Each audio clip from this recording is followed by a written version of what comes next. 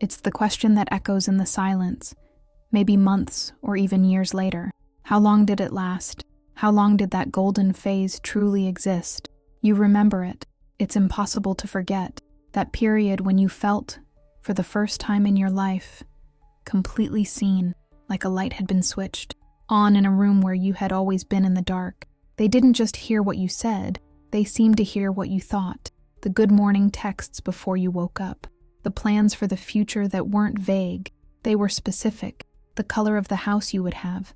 The names of the kids. That dream trip you only mentioned once. They said they had never met anyone like you, that you were the missing piece. It was intense, overwhelming, and above all, it was a relief. You had finally found your soulmate. And then, subtly, almost imperceptibly at first, the light started to dim. Maybe you are still in this twilight, desperately trying to reignite the flame, wondering what you did wrong. Or maybe you are on the other side, looking back at the wreckage, trying to understand if those first few months were even real. In both scenarios, the question is the same. How long does love bombing last? How long does the idealization truly survive? You search for answers online and find time frames. 3 months, 6 months, maybe a year if you are lucky. But that is the wrong answer to the wrong question. The duration of love bombing and the idealization phase has nothing to do with a calendar. It is not a fixed period. It is a performance that lasts exactly as long as it takes for one of 3 specific triggers to be activated. Idealization doesn't fade like true love cools. It is switched off, like a light switch. And understanding these 3 triggers will not tell you how many months you had, but it will tell you exactly why paradise crumbled. And that is the only answer that can truly free you. My name is Lauren Mitchell. My purpose with this channel is to show you that the problem was never you, and more importantly, that you are not alone. If this video resonates with you, I invite you to subscribe to the channel and leave your like on the video. I count on your support. Let's go back to the beginning, to Act 1 of this play. The idealization phase, or love bombing, is the most potent and cruelest tool in the narcissistic arsenal, and it is so effective because it doesn't look like aggression. It looks like salvation. When the narcissist enters your life, they don't enter as a person. They enter as a solution. They are a master chameleon. They spent the first conversations, perhaps the first weeks, not showing off but studying you. They ask deep questions about your fears, your dreams, and most importantly, about your past wounds. You thought it was empathy. It was data collection. Did you say your ex-partner was cold and distant? They became the warmest, most present person you have ever known. Did you say you felt insecure about your career? They became your biggest fan, the only one who saw your unrecognized genius. They created a custom-made character to fill every gap. Love bombing is mirroring. They become everything you ever wanted, and that is why the connection feels so instant, so cosmic. You are not falling in love with them. You are falling in love with an idealized version of yourself, reflected back to you. It is a torrent. The declarations of love come too fast. The I love you emerges in weeks, sometimes days. The future is cemented before the present has even had time to breathe. This is future faking. They are not building a future with you. They are using the promise of a future to trap you in the present. You feel special, unique, as if a lifetime of mediocre relationships was just training for this moment. You are at the top of a roller coaster, climbing higher and higher and higher. The view is breathtaking. The addiction sets in fast. You become addicted not just to them, but to the feeling they evoke in you. You feel validated, whole, perfect. And then, the first click, the ascent stops. For a second you hover at the top, and then the drop begins. It is not an immediate collapse. It is subtle. It is a joke that sounds a little like a criticism. It is a text message that takes a little longer to be answered. It is a compliment followed by a caveat. I love how smart you are, but sometimes you overthink things. Suddenly, the pedestal they placed you on feels unstable. You, who were taught you were perfect, are now told you are too sensitive. You, who were the soulmate, are now just like all the others. This is where the confusion sets in. You think, what did I do? Your mind races to find the mistake. You replay the last 48 hours. Was it Something you said? Was it something you didn't say? The person who was your biggest source of security has now become your biggest source of anxiety, and you start working. You try harder. You try to be more understanding, more patient, less needy. You try to apologize for things you don't even understand. You are desperately trying to get back to the top of the roller coaster, to that golden phase. You start walking on eggshells, monitoring their mood, trying to anticipate their needs to avoid conflict. Love bombing no longer needs to be constant. It now only needs to be used intermittently. They withdraw affection, and when you are on the verge of desperation, they give you a crumb, a glimpse of that person from the beginning, and you think, they are still in there. That is the trap. The idealization phase does not end abruptly. It transforms into the most effective tool of control, intermittent reinforcement, the alternation between heaven and hell.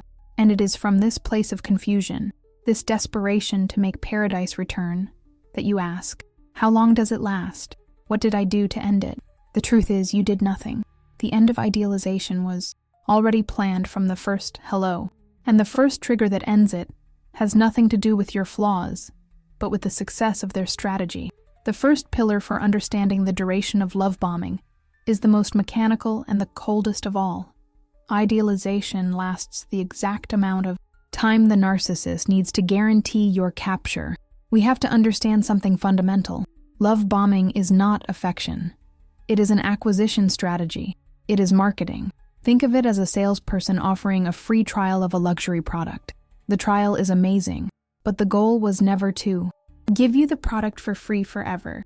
The goal is to get you to sign the contract. The narcissist is a hunter. The idealization phase is the chase. It is the exciting part for them.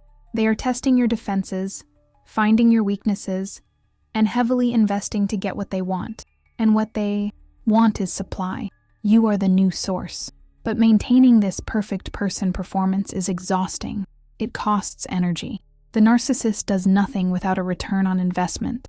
They will only maintain this mask of perfection for as long as it is absolutely necessary. The time this takes depends on you.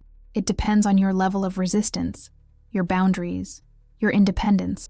If you are a person with a full life, good friends, a stable career, and strong boundaries, the narcissist will have to work harder. The love bombing might last longer. They will need more time to break down your defenses, to convince you that they are more important than your friends, your family, or your job. They will have to be more patient to isolate you. If you, on the other hand, were already in a vulnerable place, coming out of another relationship, lonely, insecure, the capture will be faster. Their investment will be smaller. The love bombing might only last a few weeks, because you were already hungry for what they were offering. The clock stops. The switch is turned off. Love bombing ceases the moment they feel you are hooked. And what does hooked mean? It means they see in you the signs of an irrevocable emotional investment. It might be an external milestone. You agreed to move in with them. You got pregnant. You got married. You left your job to be closer to them. You cut ties with a friend or family member because they convinced you that they didn't want your happiness. These are clear signs to them that the contract has been signed. The sales effort can stop, but most often, the milestone is internal. It is the moment they feel your self-esteem now depends on their approval. It is the moment they know that if they pull away, you will chase them. It is the moment. You are more concerned about losing them than protecting yourself. When they realize you are emotionally dependent, the game changes. The hunt is over. The prey is in the trap. Why would they continue to put out the bait? That is why, for many women, the drastic change happens immediately after marriage, or immediately after moving to a new city because of them. The I do was not the beginning of your life together. It was the end of their performance. You think their change in behavior is because they relaxed or got comfortable in the relationship. You try to justify it. It's normal. It's for passion to cool down. But what you are feeling is not the cooling of passion. It is the deliberate removal of the mask. The first trigger, therefore, is success. Love bombing lasts until they win. And once they win, the mask falls. Because the next phase, devaluation, requires them to no longer be your savior, but your critic. The second pillar is perhaps the most painful to understand, because it strikes at the core of what you believed was the connection between you. Idealization doesn't end just because they captured you. It ends the exact instant you stop being the fantasy they created. The narcissist does not fall in love with a person. They fall in love with a reflection. In the idealization phase, they are not seeing you. They are seeing a script they wrote, and they cast you in the lead role. The role is that of the perfect source of supply. This character you are playing, unknowingly, has some key characteristics. She is admiring, she is grateful, she has no needs of her own, and she exists only to validate their grandiosity. She is an extension of themselves. Love bombing is the salary they pay you so that you continue to perform this role. As long as you are dazzled, grateful, and focused entirely on them, the script is working. You are providing positive supply in abundance. You praise them, you admire them, you tell them how amazing and different they are from everyone else. The fantasy is intact, but then something happens, something inevitable. Your humanity appears. Reality invades the fantasy. Maybe you got sick. You caught a bad flu. Suddenly, you are no longer the vibrant, energetic muse. You are in bed, needing care. You need soup, medicine, empathy. You need them for a moment to stop being the center of attention and take care of you. For the narcissist, this is repulsive. The script didn't say you would get sick. The script was about you taking care of them. Their mask cracks. They get irritated, distant. You are being needy. Maybe you set a boundary. You said no to something. Perhaps they wanted to go out with friends for the third night in a row, and you said, "Actually, I was hoping we would spend some time together." Or they made a derogatory joke about you in public, and you later said, "Please don't talk to me like that." A boundary, to a narcissist, is an aggression. It is you saying, "I am not an extension of you. I am a separate person." This shatters the mirror. The fantasy of total merger is destroyed. They no longer see you as their perfect admirer. They see you as a critic, or maybe it was something even smaller. You expressed a different opinion about a movie. You had a bad day at work and came home crying, needing support. You questioned them about a bill, a lie, an inconsistency. These are the moments when idealization dies. Love bombing cannot survive contact with reality. Idealization is a perfectly inflated balloon, and your humanity, your needs, your boundaries, your emotions, your individuality is the pin. The moment you stop being a mirror and become a person, idealization is switched off, and what comes next? Anger, contempt. The narcissist does not have object constancy. They cannot hold the image of you as good while you do something they perceive as bad, i.e., something that does not serve them. The instant you disappoint them, all memory of the perfect person they idealized is erased. It is replaced by a new image. You are defective, ungrateful, difficult. And this is where they begin the work of fixing you, of punishing you so that you return to the script. Devaluation begins. Love bombing does not last because you cannot, realistically, maintain the fantasy they projected onto you. No one could. This is the third and deepest pillar. It is the truth that sets you free, but which is also the hardest to accept. Love bombing would end even if you had been captured perfectly. It would end even if you had managed in some miraculous way never to get sick, never to have a need, and never to set a boundary. Idealization would end because it has an internal expiration date. The narcissist needs it to end. Stability is a poison to the narcissist. Peace is boring. The narcissist is addicted to chaos and driven by a deep, pathological boredom. The idealization phase, however intense, is, for them, a predictable script. They have done this before. They know how it ends. The true power for them does not come from being loved. Secure people like to be loved. The narcissist needs something stronger. They need power. And when is power more potent? It is not when you admire them. It is when you fear them. It is not when you are happy. It is when you are desperate for them. It is not when they compliment you. It is when they criticize you and you accept the criticism. Idealization is just Act 1. It is the stage setup. It is the process of inflating your ego, of making you believe you are the most special person in the world, just so the fall is more painful. Devaluation is the main event. That is where they get the most potent supply. The narcissist needs the contrast. They need to see you happy, and then they need to know they have the power to take that happiness away. They need to see you confident, and then they need to know they can crush that confidence with a single sentence. This is what reaffirms their grandiosity. Idealization is about them proving to themselves that they can conquer you. Devaluation is about them proving to themselves that they can destroy you. It is planned obsolescence. The Prince Charming mask starts to feel heavy. It's boring to be nice all the time. It is exhausting to fake empathy. Their true nature, critical, envious, angry, is bubbling beneath the surface, eager to come out. They start to feel suffocated by the very performance they created, and they will provoke the end of idealization. They will create a problem. They will forget something important. They will flirt with someone else in front of you. They will make a cruel criticism. They are, subconsciously, poking you, waiting for you to react. They want you to become the difficult, needy, or crazy person, so they can finally justify removing the mask and starting the phase they truly desire.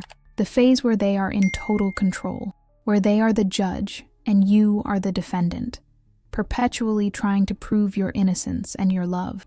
Love bombing does not last because the narcissist does not seek love. They seek power, and absolute power resides not in mutual adoration, but in unilateral control. Idealization is just the sugar that covers the poison, and the narcissist was anxious for you to swallow the sugar so the poison could start to take effect. So, how long does love bombing last?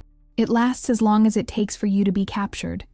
It lasts until the moment your human reality shatters their fantasy, and it lasts until the narcissist's internal boredom demands that the next act of cruelty begin. The duration is not on a watch or a calendar. It is a function, a strategy, and its end is inevitable, because the very foundation of idealization is a lie. You spent so much time wondering what you did wrong. What did you do to make that incredible person disappear? You tried everything to bring them back. You apologized. You changed your behavior. You silenced your own needs. You tried to go back to being that perfect girl from the beginning. The turning point, the moment you reclaim your power, is when you stop trying to fix the present and understand the truth about the past. The person you fell in love with didn't disappear. They never existed. They were a character, a mask, a bait. It was a custom-made suit, tailored with the threads of your hopes and your fears, and worn by someone who desperately needed a source of supply. It was not love that ended. It was a performance that achieved its goal. The question to ask is not, how long does love bombing last? The question is, why was this fantasy so appealing to me? And how can I now give myself the validation, security, and love that I was looking for in a false mirror? You are not grieving the end of a relationship. You are recovering from the discovery that it never started. And this clarity, though brutal, is the only thing that can ensure you never buy a ticket to this play again. Idealization was not about your worth. It was about your usefulness to them. And your liberation begins when you recognize that your usefulness to them ended, but your value to yourself is only just beginning to be rediscovered. In the description of this video, you will find a link to support materials created with much care to help you understand and reframe what you have lived or are living. Feel free to use the comments below to share your story, your feelings, or even a suggestion for a topic for the next video. Click on the suggested video on the screen and stay with me. Remember, you are light. Never forget to shine.